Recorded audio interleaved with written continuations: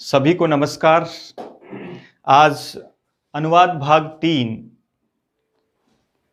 के क्रम में कल से आगे कल हमने 3 शब्दों वाले वाक्यों का अनुवाद करना सीखा था। उससे पहले स्टार्ट में हमने सरल से कठिन की ओर बहुत सरल वाक्यों का अनुवाद किया था, जिसमें केवल कर्ता और क्रिया थी। कल जरूर हमने कर्ता क्रिया के अलावा कर्म तक के अनुवाद पढ़े थे। 2 लकारों से संबंधित अनुवाद हम पढ़ चुके हैं। वर्तमान काल लट लकार में पढ़ लिया हमने। कल हमने लोट लकार आज्ञार्थक में पढ़ा था। उसके साथ साथ रहा है, रही है, इस तरह के अनुवाद हमने सत्री और सानस प्रत्यय के साथ अस धातु का प्रयोग करते हुए सीखे थे। आज उसमें थोड़ा सा एक आगे चल रहे हैं अपन। कर्ता और जो कर्म के पश्चात जिस क्रिया का हम प्रयोग कर रहे थे, आज हम इसमें आज के इस अनुवाद के टॉपिक में कर्ता और कर्म के साथ उनके विशेषणों के साथ कर्ता और कर्म को पढ़ेंगे। इस तरीके से आज का अनुवाद 5 या 5 से अधिक शब्दों का एक वाक्य रहेगा और उसके आधार पर हम अनुवाद करना सीखेंगे। यहां हम कर्ता और कर्म के बारे में कल की क्लास में हमने पढ़ा कि कर्ता में सामान्य क्रिया का जब प्रयोग होता है लकारों के अनुसार, तब कर्ता में प्रथम विभक्ति आती है और कर्म में द्वितीय विभक्ति आती है। आज हम इसी को आगे बढ़ाते हुए कर्ता का कोई विशेषण भी हो सकता है, इसी प्रकार कर्म का कोई विशेषण भी हो सकता है। तो हमसे गलती ये हो जाती है कि हम जब कर्म का विशेषण लिखने लगते हैं तो हो सकता है हम उसमें प्रथम व्यक्ति का प्रयोग कर जाते हैं। इसलिए अब याद रखें, इस तरह के वाक्यों का प्रयोग हो सकता है, तो वहां आप याद रखें कि कर्ता में जिस विभक्ति का और जिस वचन का हम प्रयोग करने जा रहे हैं, उसी ही विभक्ति और वचन का प्रयोग कर्ता के विशेषण में भी हमको करना होगा। कर्म में जिस विभक्ति और जिस वचन का हम प्रयोग करने जा रहे हैं, उसी विभक्ति और वचन का प्रयोग हमको उस कर्म में करना है और उसके पश्चात कर्ता के आधार पर हमको क्रिया का प्रयोग करना है। लट और लोट लकारों की क्रियाओं से संबंधित अनुवाद हम पढ़ चुके थे। आज हम इसको भूतकाल लंग लकार की क्रियाओं के रूप में हम पढ़ने जा रहे हैं। तो सबसे पहले लंग लकार का एक क्रियापद सबसे पहले हम जो क्रियापद पढ़ रहे हैं वो भी हमने एक निश्चित क्रम बना रखा है कि हम पहले परस्मयी पद क्रियाओं के रूप पढ़ने जा रहे हैं। जो परस्मयी पद क्रियाएं सरल होती हैं, उसके पश्चात हम आत्मनेपद की क्रियाओं का क्रम लेंगे, ताकि आपको परस्मयी पद क्रियाओं के रूप याद होने के पश्चात उसके कुछ कठिन जो आत्मनेपद के रूप हैं उनको आप याद कर सकें। इसलिए आज क्रम संख्या 3 पर हम लंग लकार भूतकाल के रूप में क्रियापद पढ़ रहे हैं और उनके साथ हम अनुवाद पढ़ रहे हैं। जैसे यहां हम एक क्रियापद ले रहे हैं, पठ धातु का प्रयोग कर रहे हैं हम, या प धातु का प्रयोग कर रहे हैं। प धातु के रूप में प्रथम पुरुष, मध्यम पुरुष और उत्तम पुरुष, एक वचन, द्विवचन और बहुवचन के रूप में। यहां देखिए, ए पिबत, ए पिबताम, ए पिबन, ए पठत, ए पठताम, ए पठन, ए गच्छत, ए गच्छताम, ए गच्छन, ए लिखत, ए लिखताम, ए लिखन, ए पिबै,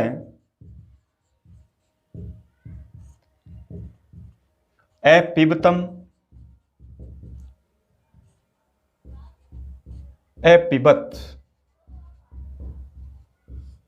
इसी क्रम में अब दूसरी धातु में, जैसे ए पठै, ए पठतम, ए पठत। इसी तरह ए गच्छै, ए गच्छतम, ए गच्छत। इसी तरह से ए पिबम, ए पिबाव, ए पिबाम। इसी रूप में दूसरी क्रिया पढ़े हम, एधावत, एधावताम, एधावन, एधावय, एधावतम, एधावत, एधावम, एधावाव, एधावाम। इसी तरह अपठत, अपठताम, अपठन, अपठय, अपठतम, अपठत, अपठम, अपठाव, अपठाम। सभी परस्मयी पद की जो अधिकांश धातुएं हैं, जो भ्वादि गण से संबंधित है, अधिकांश धातुएं हैं ऐसी जिनका प्राय अनुवाद में प्रयोग करने के लिए कहा जाता है, उन सभी क्रियाओं को हम इस रूप में याद रखें। आप 5-7 क्रियाओं को पढ़ेंगे, निश्चित रूप से लंग लकार का ये रूप आपको याद हो जाएंगे। तो देख रहे हो आप परस्मयी पद लंग लकार में एक जगह हम विसर्ग का प्रयोग कर रहे हैं मध्यम पुरुष एक वचन में, क्योंकि यहाँ सिप प्रत्यय आता है। और सभी क्रियाओं में हम इस तरीके से अगच्छत, अगच्छताम, अगच्छन, अगच्छ, अगच्छतम, अगच्छत, अगच्छम, अगच्छाव, अगच्छाम, यहाँ इसके हलंत के रूप में प्रयोग किया जा रहा है। 2 ऐसे हैं जिनको हमने हलंत के रूप में, तीनों को, लास्ट के जो 3 हैं, एपिबत, एपिभाव और एपिवाम, जिसमें हम विसर्ग का प्रयोग भी नहीं करते और हलंत का प्रयोग भी नहीं करते। तो लंग लकार भूतकाल के साथ आज अनुवाद पढ़ रहे हैं हम। लट लकार, लोट लकार आपको याद हो चुके हैं। आज लंग लकार के रूप में हम इस तरह के अनुवाद पढ़ेंगे जिसमें कर्ता का भी कोई विशेषण रहेगा, कर्म का भी कोई विशेषण रहेगा, और उसके पश्चात हम इस क्रिया का प्रयोग करेंगे। जैसे एक बालक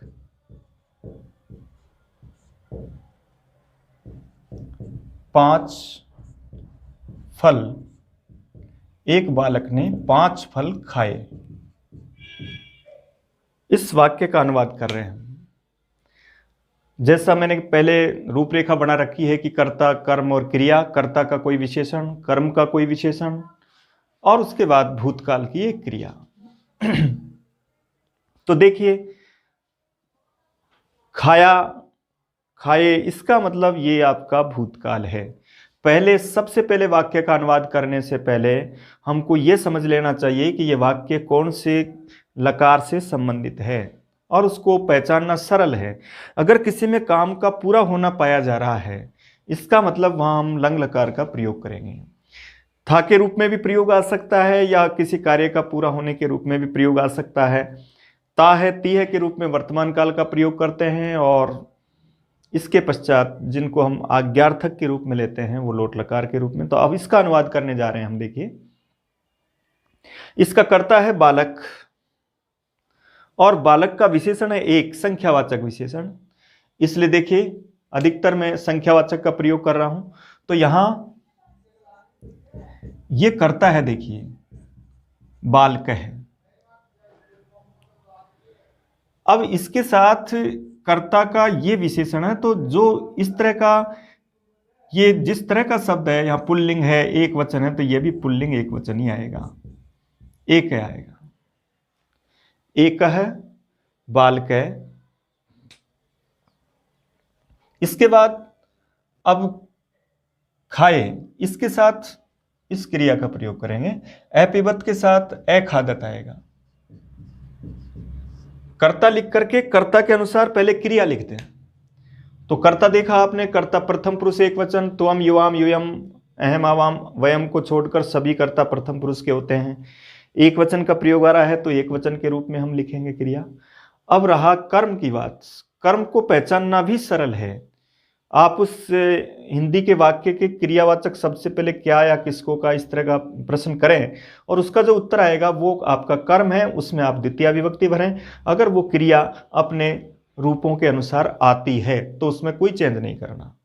अगर वो वाच्य परिवर्तन के रूप में आती है तब वहाँ प्रथमा हो जाती है, वो अलग बात है। लेकिन यहाँ अगर सामान्य क्रिया के रूप में उसका अनुवाद कर रहे हैं तब आपको इस तरीके से प्रयोग करना है। इसलिए यहाँ अब 5 फल खाए, तो 5 फल बहुवचन है, इसलिए फलम, फले, फलानी आएगा। इसके बाद देखो, अब 5 शब्द आ रहा है यहां।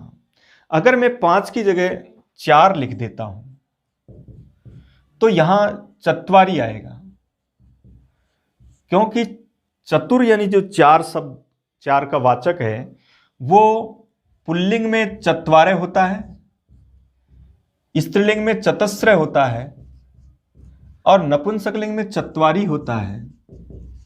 और फलानी जो है वो नपुंसकलिंग है, इसलिए उसके साथ चत्वारी शब्द का प्रयोग करेंगे। ये बहुत कठिन होता है जब हम संख्यावाचक शब्दों का प्रयोग कर रहे हैं, तो इसके साथ दोनों आज का जो कर्ता और कर्म के जो विशेषण है वो मैं संख्यावाचक ले रहा हूं, ताकि आपको एक से लेकर आगे आने वाली सभी संख्याओं का बोध हो कि वो संख्याएं किस तरीके से प्रयोग की जाती है, और एक तरह से उनके विशेषण विशेष्य के रूप में भी हम उसको समझ पाएंगे।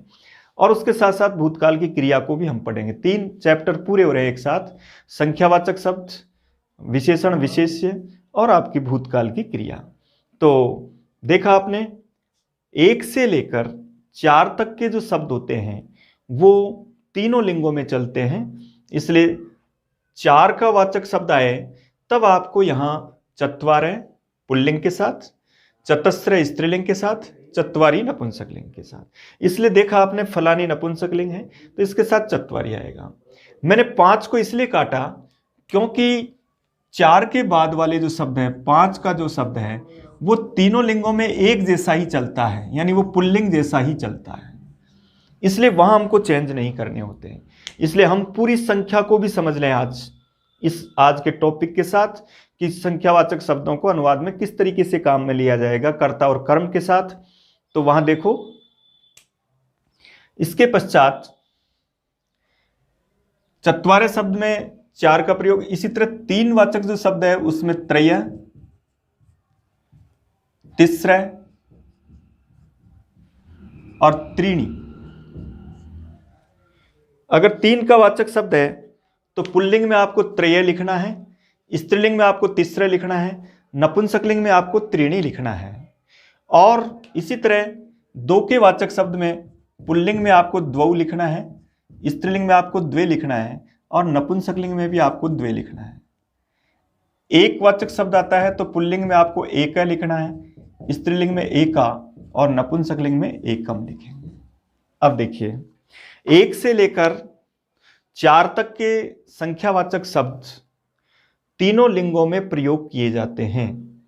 यह उस पर निर्भर करेगा कि वो किसका विशेषण बन रहा है।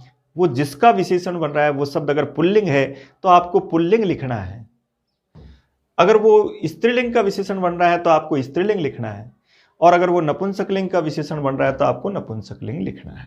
इस तरीके से हम अनुवाद जब करें तब देख लें कि वो संख्या किसके लिए आ रही है। अगर वो कर्ता के लिए आ रही है तो कर्ता की विभक्ति के अनुसार, कर्म के लिए आ रही है तो वो कर्म के अनुसार, और अन्य कारकों के अनुसार आ रही है तो अन्य कारकों के अनुसार। लेकिन आज का जो टॉपिक है हमारा वो कर्ता और कर्म, उसके साथ संख्यावाचक विशेषण, और उसके पश्चात हमारे भूतकाल की क्रिया। देखिए दूसरे वाक्य से हम अनुवाद कर रहे हैं। जैसे ये लिखा, देखिए, 2 बालिकाओं ने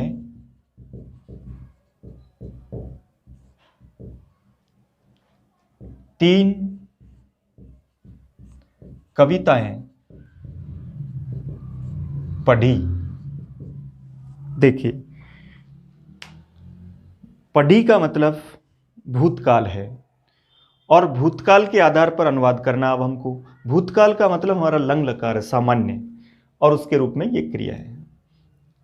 तो यहां समझ में आया कि भूतकाल से अनुवाद बनाना है। अब सबसे पहले उसका कर्ता ढूंढना है। कर्ता किसने पढ़ी? बालिकाओं ने। 2 बालिकाओं ने 3 कविताएं पढ़ी। इसका मतलब अब यहां बालिकाएं कितनी हैं? 2, इसलिए द्विवचन का प्रयोग करेंगे। बालिका शब्द कौन सा लिंग है? स्त्रीलिंग, इसलिए स्त्रीलिंग में देखिए 2 शब्द अगर पुल्लिंग में आता है तो द्वौ करें, स्त्रीलिंग में आपको द्वे करना है, नपुंसकलिंग में भी आपको द्वे करना है, तो यहां द्वे आएगा। इसलिए देखिए द्वे, इसके बाद लिखा बालिके, बालिका शब्द स्त्रीलिंग, बालिका, बालिके, रमा, रमे, ये शब्द तो आप पहले पढ़ चुके हैं, और उन शब्दों के आधार पर आपने इसको लिखा द्वे बालिके। याद रखें, जैसा शब्द होगा, जिस लिंग का होगा, जिस वचन का होगा, वही इसमें आएगा। तो यहां द्वे बालिके। इसके बाद अब 3 कविताएं, कविता शब्द भी स्त्रीलिंग है, तो कविता क्या है? कर्म, और कर्म में कौन सी विभक्ति आती है? द्वितीया, और द्वितीया का बहुवचन रमा शब्द याद है तो आप बिल्कुल गलत नहीं करेंगे इसको। रमा, रमे, रमा करेंगे, और रमाम, रमे, रमा, द्वितीया के बहुवचन में याद रखें स्त्रीलिंग आकारांत शब्दों का द्वितीया का बहुवचन और प्रथमा का बहुवचन एक जैसा होता है, उनमें कोई चेंज नहीं होता, इसलिए कविता, रमा। अब यहां कविता शब्द स्त्रीलिंग है और स्त्रीलिंग के लिए ये शब्द है, तृतीय पुल्लिंग के लिए आएगा। स्त्रीलिंग के लिए हम तिसरे लिखेंगे और ये प्रथमा और द्वितीय विभक्ति में तिसरे ही होता है, इसलिए यहां तो द्वे बालिके, तीसरा है कविता। अब देखिए कर्ता द्विवचन है और द्विवचन के कर्ता के साथ प्रथम पुरुष है, इसलिए प्रथम पुरुष के साथ हम ये करेंगे, तो अपठताम।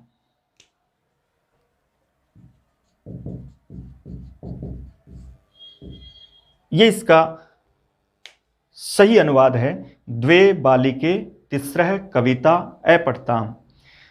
कई बार हम गलती कर जाते हैं, यहाँ त्रय लिख जाते हैं, त्रीणी लिख जाते हैं। हमेशा संख्या देख करके उसके बाद वाले शब्द को देखिए। अगर बाद वाला शब्द स्त्रीलिंग है तो स्त्रीलिंग वाला ही भरें, और 1 से 4 तक की संख्याएं तीनों लिंगों में चलती है।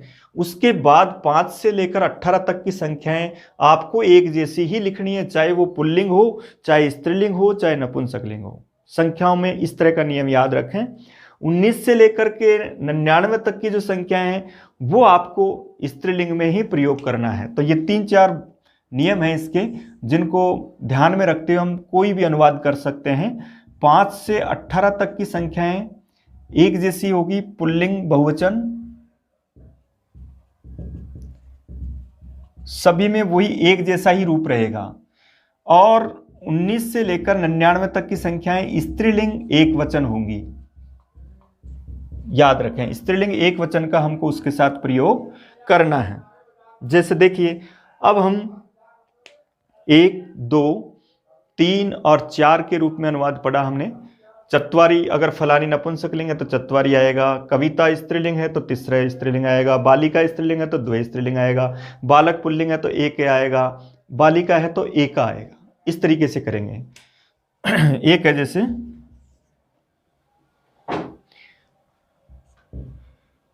इसके बाद लिखें जैसे 5 छात्रों ने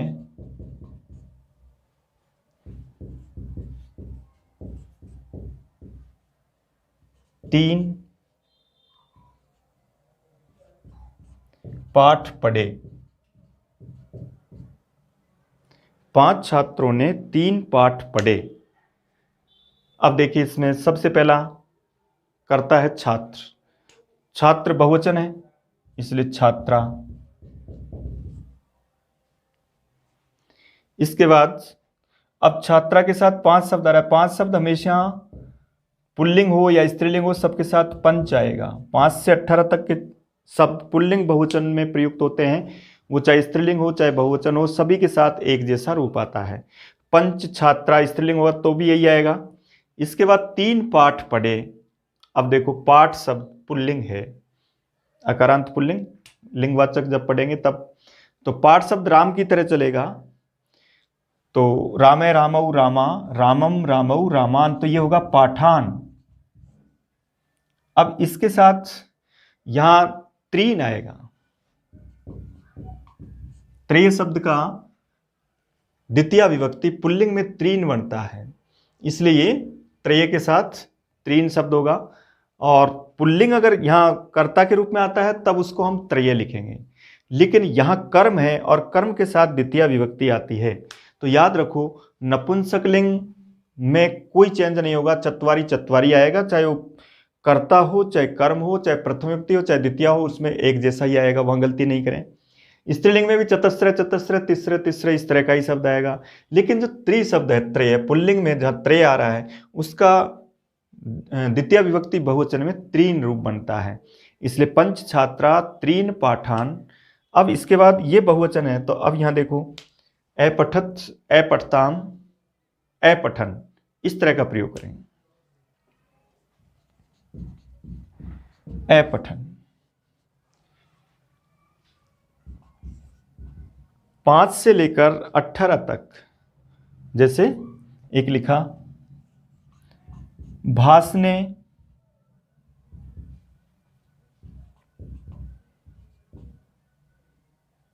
13 नाटक लिखे।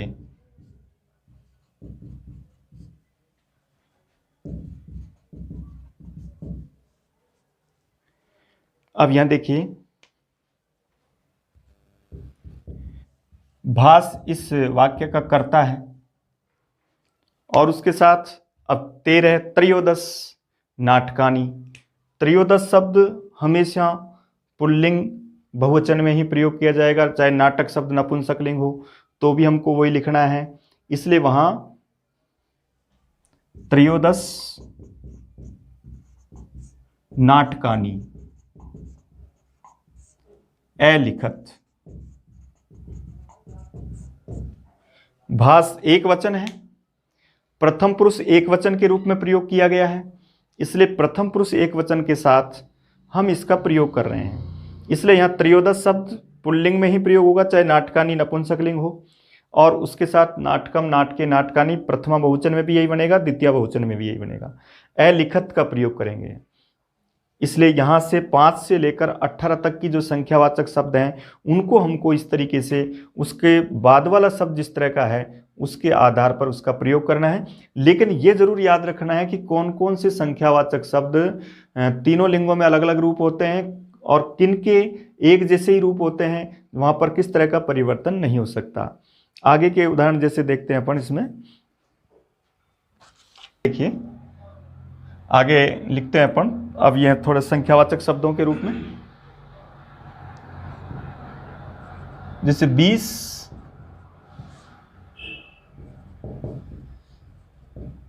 बालकों का समूह आया।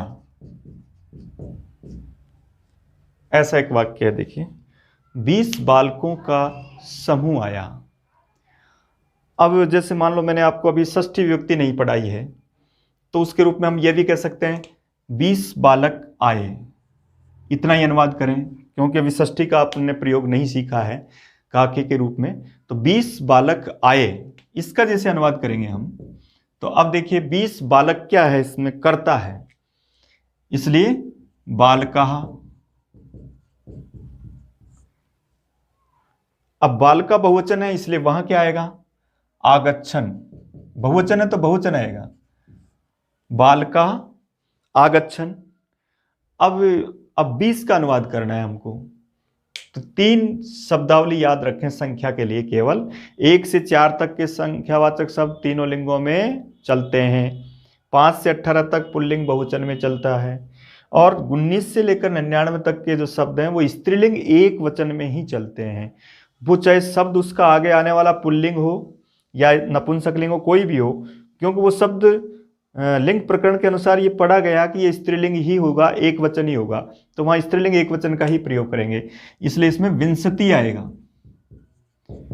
विंशति बालकाः आगच्छन, ये इसका सही अनुवाद होगा। बालका बहुवचन है लेकिन विंशति एक वचन आएगा, क्योंकि उस संख्यावाचक शब्द के साथ आना तो बहुवचन ही चाहिए, लेकिन संख्यावाचक की प्रकृति ही एक वचन है और स्त्रीलिंग है, तो वहां स्त्रीलिंग शब्द का ही प्रयोग करना है। चाहे इसके साथ आप नपुंसकलिंग शब्द लिखें तो भी यही आएगा। दूसरा है जैसे 19 से लेकर जैसे 63, अब वहां 30 आएगा, जैसे बालिकाएं, 30 बालिकाएं,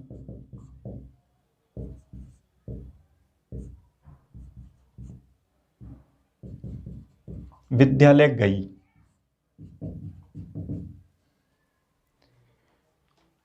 गई का मतलब भूतकाल और उसके साथ हम लंग लकार का प्रयोग करेंगे। तो अब देखो 63, अब 63 शब्द स्त्रीलिंग एक वचन ही होता है और वो इस तरह से ही लिखा जाता है, तो यहां 63 का ही प्रयोग करेंगे। 63 बालिकाः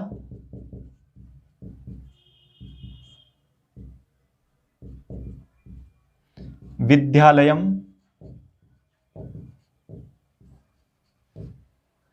अगच्छन।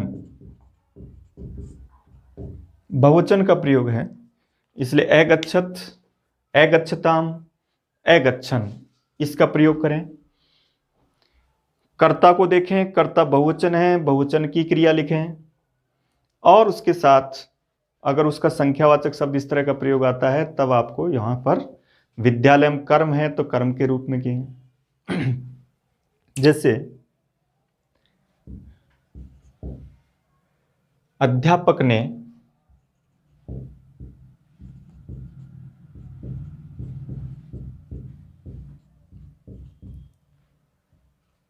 पांच छात्रों को पढ़ाया। देखिए कौन सा काल है, पढ़ाया यानी कार्य हो चुका, इसलिए भूतकाल की स्थिति है। और भूतकाल के रूप में यहां अब कर्ता देखिए अध्यापक है। अब देखिए पढ़ना का होता है पठ, पठती पठते पठंती यानी पढ़ता है, अपठत अपठताम अपठन यानी पढ़ा। लेकिन पढ़ाया इस तरह का आगे हम एक अनुवाद का टॉपिक अलग से लेंगे जिसमें कोई क्रिया पढ़ना पढ़ाना लिखना लिखवाना इस तरह का होता है। यहाँ इस के अंतर्गत यहाँ इसको आप पढ़ें, ये अपाठियत होगा। अपठत की जगह क्या होगा, अपाठियत। पढ़ाया पढ़ा तब तो है अपठत और पढ़ाया तब है अपाठियत।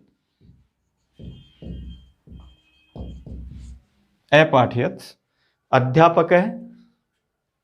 अब यहां क्या आता है, किसको पढ़ाया, छात्रों को, तो ये कर्म हुआ और कर्म के रूप में छात्रान।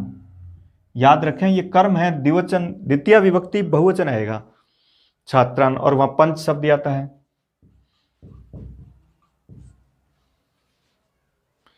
पंच शब्द का प्रथमा का बहुवचन द्वितीय का बहुवचन एक जैसा होता है, इसलिए वहां, लेकिन ये द्वितीय बहुवचन कहलाएगा। इसके आधार पर प्रश्न आता है कि पंच में कौन सी विभक्ति का कौन सा वचन है, तो यहां इसको आधार मान करके द्वितीय का बहुवचन कहा जाएगा। अध्यापक है, पंच छात्रान अपाठियत, इस तरीके से करेंगे। तुमने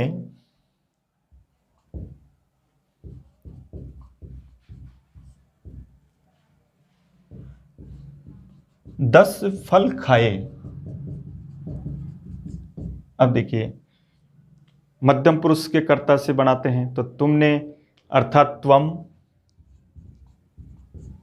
ये कर्ता है, किसने खाए, तो यहां इसके कर्ता के रूप में तो त्वम प्रथमा विभक्ति एक वचन बने मध्यम पुरुष के रूप में। और इसके बाद अब अखादत अखादताम अखादन अखादय, सबसे पहले कर्ता लिख करके क्रिया लिखें और कर्ता को देख लें कि मध्यम पुरुष एक वचन है तो मध्यम पुरुष एक वचन की क्रिया किस तरह की होगी, और उसके बाद फिर कर्म लिखें। तो फलम फले फलानी, फल शब्द नपुंसक लिंग है उसमें इस तरह से आएगा। 10 शब्द पुल्लिंग ही होता है, चाहे स्त्रीलिंग नपुंसक लिंग या पुल्लिंग कोई भी हो, और उसका भी प्रथमा का बहुवचन द्वितीय का बहुवचन एक जैसा होता है। तो त्वम 10 फलानी अखादय, तुमने 10 फल खाए, इस तरीके से एक जैसे उत्तम पुरुष का करते हैं हम। मैंने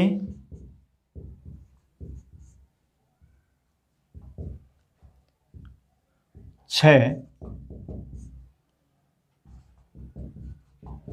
बालकों को पढ़ाया। तो यहां देखिए ये करता है अहम, इसके बाद सठ, इसके बाद बालकान, इसके बाद अब देखिए यहां अपाठियत अपाठ्यताम अपाठ्यतन अपाठ्यन अपाठ्य अपाठ्यतम अपाठ्यत अपाठ्यम अपाठ्यम। इस तरीके से हम किसी भी संख्यावाचक शब्द के साथ अनुवाद कर सकते हैं। उसके पहले हम उसके भूतकाल की क्रिया को देखें और भूतकाल की क्रिया के आधार पर हम उसको अनुवाद करते समय उससे पहले संख्यावाचक शब्दों का जो अनुवाद है उसमें जरूर ये देखें कि ये संख्यावाचक कौन से शब्द के लिए आ रहा है। अगर वो कर्ता के लिए आ रहा है तो कर्ता के आधार पर करें, अगर वो कर्म के लिए आ रहा है तो कर्म के आधार पर करें। कर्म में जो विभक्ति जो वचन है उसके आधार पर उसकी संख्यावाचक विभक्ति वचन भरें, कर्ता में कर्ता के अनुसार भरें। 4 तक के शब्दों को अलग तरीके से याद रखें, 5 से 18 तक के शब्दों को अलग रूप में है, और 19 से लेकर 99 तक के शब्द विंशति, त्रिंशत, चत्वारिंशत, अशीति, सप्तति सभी में आपको स्त्रीलिंग एक वचन का ही प्रयोग करना है। इसमें गलती होती है, जैसे मैंने कहा था 20 बालकों का समूह, तो अपन देखते हैं बाल का नाम समूह है, तो यहाँ विंशते षष्ठी का एक वचन ही आएगा फिर उसमें, क्योंकि ये शब्द होता ही एक वचन है और स्त्रीलिंग में इसका प्रयोग किया जाता है। इस तरीके से आज का ये अनुवाद का जो टॉपिक था हमारा, हमने 3 विषय वस्तु ली थी इसमें, एक भूतकाल लंग लकार, और एक लिया था कर्ता का विशेषण संख्या और कर्म का विशेषण संख्या। इसके आधार पर हम संख्यावाचक वाक्यों का अनुवाद आराम से कर सकते हैं। कल की क्लास में इससे आगे के अनुवाद के टॉपिक को पढ़ेंगे।